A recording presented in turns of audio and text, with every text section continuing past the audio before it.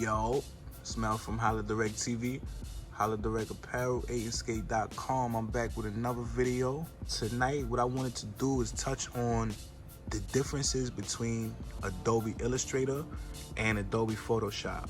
However, Photoshop, for whatever reason, is not opening up for me. This is the 2020 version of Photoshop, and I believe I got that off of a trial that I was running with Adobe.com. But I'm a pirate, and my Illustrator was downloaded another way, so Photoshop is not opening.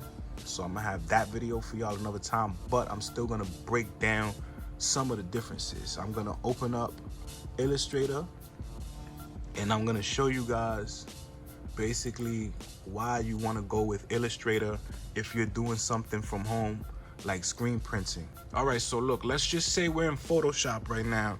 I got my boy Malcolm right here. Photoshop basically deals with images that are photorealistic, okay? It correlates directly to photographs, otherwise known as DPI. That's what it operates off of. DPI means dots per inch. Now, if I were to stretch this image or shrink it, but more so stretch it out more, like bigger, if I were to stretch it out, it would be grainy and it would be pixelated, okay? Now, if I were to go into Illustrator, and this is a different image, and if I zoom in just a little bit here, you can see the graininess and you can see the pixelation. Now, Adobe Illustrator is what's called a vector-based program. Now, the art of vectoring, or the action of vectoring, excuse me, is basically a simple process that we do up here. We click Window, Image Trace, and once I open up Image Trace, what I want to do is go into here and click Low Fidelity Photo.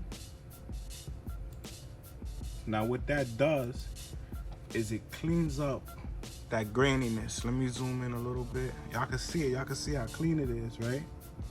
As opposed to before. Now that right there, those lines have to be clean and crisp if you're going to make screen printing. All right, those lines got to be clean. I cannot stress that enough. None of that graininess. It's not gonna cut it. You need a clean, smooth vector image. And vectoring can only be done in programs like Illustrator or Corel Draw or any vector-based program. Adobe Photoshop is not a vector-based program. That is a photorealistic based program. It's a photography type of program. However, it is a good tool to create artwork. And you can also convert artwork in Illustrator from Photoshop. You can vector a photorealistic file, and you can zoom in and zoom out once you vector that file, and it will not lose its resolution. You'll still be able to zoom in, zoom out, and it'll keep its resolution. What vectoring does, it turns that image into a shape, okay?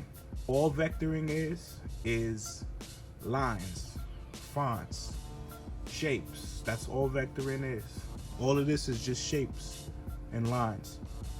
And this works well with your vinyl cutters, like your Silhouette Cameos and your Cricuts, or your Brother cutter, or your US cutter, or whatever vinyl cutter that you're using. This is what's going to be key and a focal point, especially if you're using a vinyl cutter. So definitely want to get familiar with a program like Illustrator or Corel Draw for your vectoring purposes. You can see I shrunk that down to 55%, and you can see my lines are still crispy and clean, just how we need them. So what I'm gonna do, I'm gonna go back in and I'm gonna put 150%, and that's perfect.